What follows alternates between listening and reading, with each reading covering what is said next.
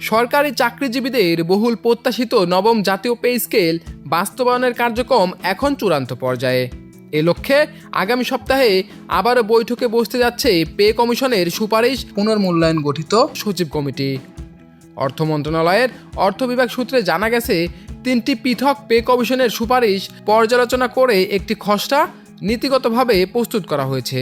আসন্ন বৈঠকে বেসামরিক প্রশাসন, বিচার বিভাগ এবং সশস্ত্র বাহিনীর জন্য আলাদা 3টি বিষয়ে চূড়ান্ত সিদ্ধান্ত নেওয়া হবে। এরপর সুপারিশ অর্থ মন্ত্রণালয়ে জমা দেওয়া হবে এবং সেখান থেকে প্রধানমন্ত্রীর কার্যালয়ে অনুমোদনের জন্য পাঠানো হবে। প্রধানমন্ত্রীর অনুমোদন পাওয়ার পরই নবম পে স্কেলের গ্যাজেট প্রকাশ করা হবে। শুরুতে 3 ধাপে পে স্কেল বাস্তবায়নের পরিকল্পনা থাকলেও সেটি থেকে সরে এসে 2 ধাপে বাস্তবায়নের পরিকল্পনা করছে সরকার। সংশ্লিষ্ট কর্মকর্তাদের মতে, সরকারি হিসাবরক্ষণ ব্যবস্থা যেন জটিলতায় না পড়ে সে বিষয়টি বিবেচনায় নিয়েই এই সিদ্ধান্ত নেওয়া হচ্ছে। পরিকল্পনা অনুযায়ী প্রথম ধাপে সরকারি চাকরিজীবীদের শতভাগ মূল বেতন বেসিক কার্যকর হতে পারে, আর দ্বিতীয় ধাপে অর্থাৎ 2027-28 অর্থ বছরে বিভিন্ন ভাতা, সুযোগ সুবিধা ও অন্যান্য আর্থিক সুবিধা বৃদ্ধি করা হতে পারে।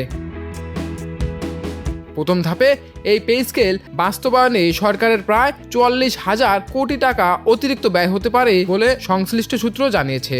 অর্থ মন্ত্রণালয়ের একাধিক কর্মকর্তার ভাষ্য অনুযায়ী সচিব কমিটির চূড়ান্ত সুপারিশ অনুমোদনের পর জুলাই মাসের মাঝামাঝি নবম পে স্কেলের গ্যাজেট জারি হওয়ার সম্ভাবনা রয়েছে।